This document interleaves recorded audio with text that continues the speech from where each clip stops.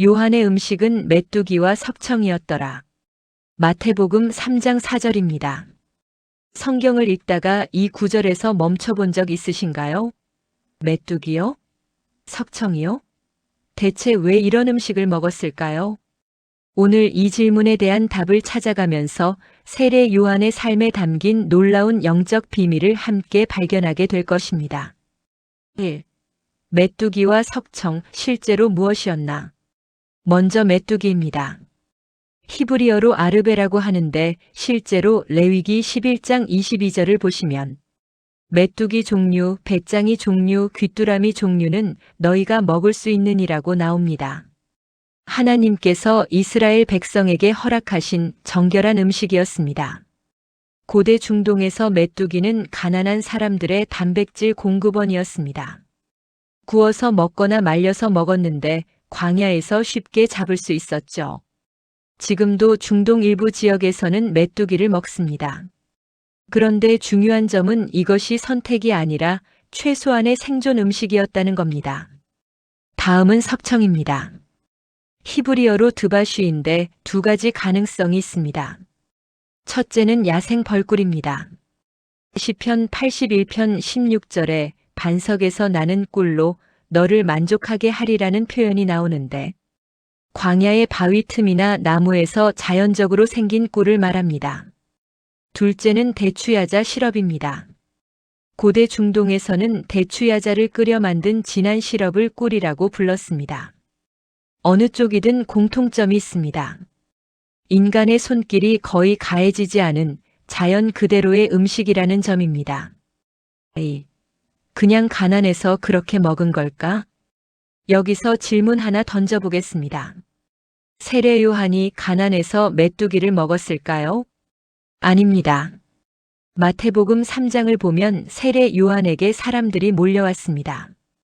예루살렘과 온 유대와 요단강 사방에서 나왔다고 기록되어 있습니다. 이 많은 사람들 중에 아무도 요한에게 음식을 주지 않았을까요?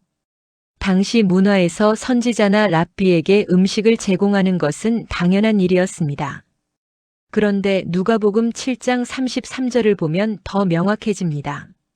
세례 요한이 와서 떡도 먹지 아니하며 포도주도 마시지 아니하매 너희 말이 귀신이 들렸다 하더니 사람들이 떡도 안 먹는다고 말했습니다.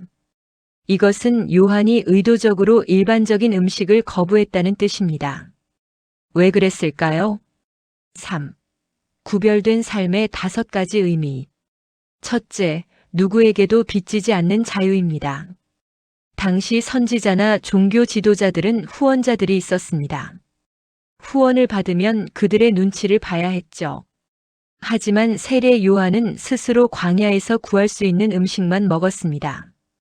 그래서 그는 마태복음 14장에서 헤롯 왕에게 당신이 동생의 아내를 취한 것이 옳지 않습니다라고 직언할 수 있었습니다. 왕궁에서 음식을 받는 사람이었다면 절대 할 수 없는 말이었죠. 둘째, 세상 시스템 밖의 삶입니다.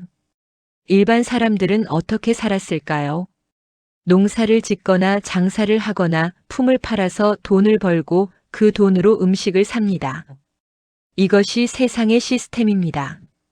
하지만 세례 요한은 이 모든 시스템 밖에 있었습니다. 돈을 벌 필요도 시장에 갈 필요도 없었습니다. 오직 하나님이 광야에 마련해 주신 것만으로 살았습니다.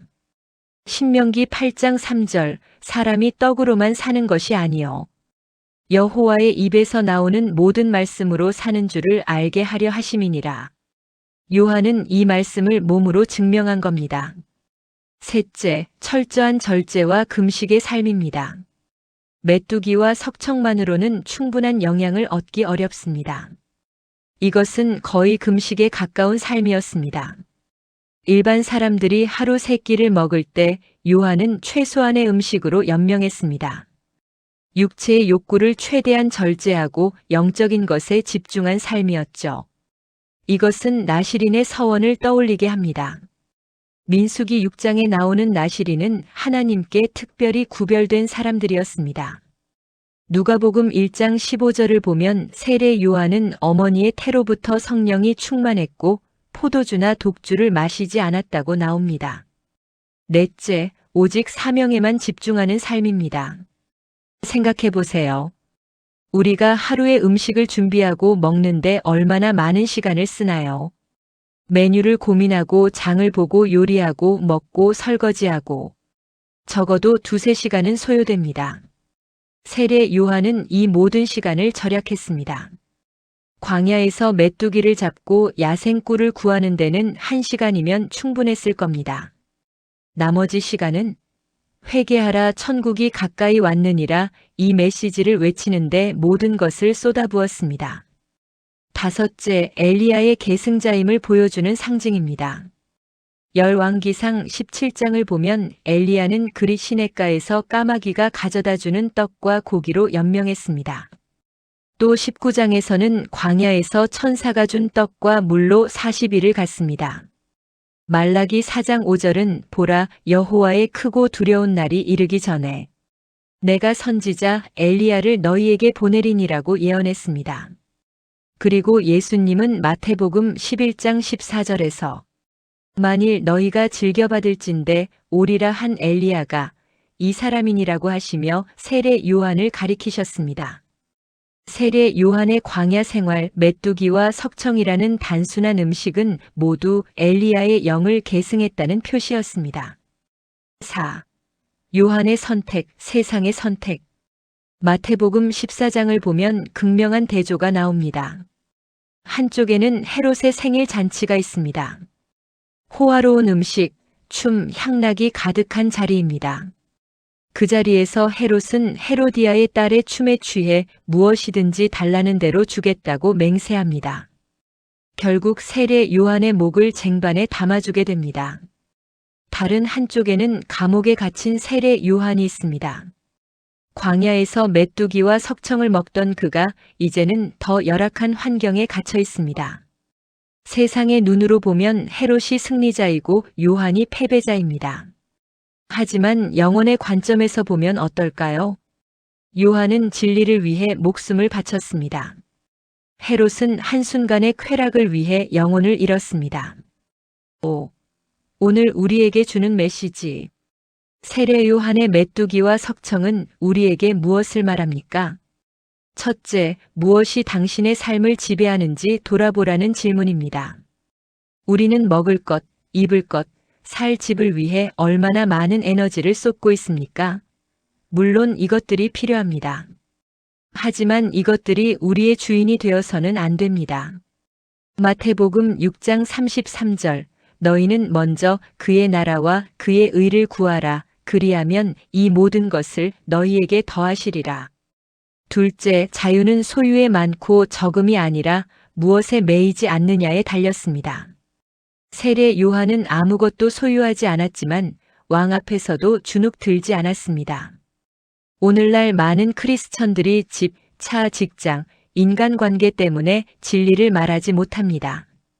빌립보서 4장 11절과 12절, 내가 궁핍함으로 말하는 것이 아니니라. 어떠한 형편에든지 나는 자족하기를 배웠노니 나는 비천에 처할 줄도 알고 풍부에 처할 줄도 알아 모든 일. 곧 배부름과 배고픔과 풍부와 궁핍에도 처할 줄 아는 일체의 비결을 배웠노라. 셋째, 진정한 영향력은 편안함이 아니라 희생에서 나옵니다. 세례 요한은 궁전이 아니라 광야에서 외쳤습니다. 하지만 예루살렘과 온 유대가 그에게로 나왔습니다. 오늘날 교회가 세상의 방식을 따라 화려해지고 편안해질수록 오히려 영향력을 잃어가는 것은 아닐까요? 요한복음 12장 24절, 한 알의 밀이 땅에 떨어져 죽지 아니하면 한 알 그대로 있고 죽으면 많은 열매를 맺느니라. 세례 요한의 삶에서 가장 아름다운 고백은 요한복음 3장 30절입니다. 그는 흥하여야 하겠고 나는 쇠하여야 하리라. 그는 자신을 낮추고 예수님을 높였습니다. 자기 배를 채우는 것보다 하나님의 나라를 선포하는 것이 더 중요했습니다. 메뚜기와 석청. 이것은 단순한 음식이 아니었습니다. 이것은 나는 세상과 다르게 살겠다. 나는 예수 그리스도를 위해 모든 것을 드리겠다는 삶의 선언이었습니다. 오늘 이 영상을 보시는 당신에게 묻습니다. 당신의 삶에서 내려놓아야 할 편안함은 무엇입니까? 당신이 정말로 높여야 할 분은 누구입니까? 세례 요한처럼 구별된 삶을 살 때 하나님은 당신을 통해 이 시대를 흔드실 것입니다. 주님의 이름으로 축복합니다.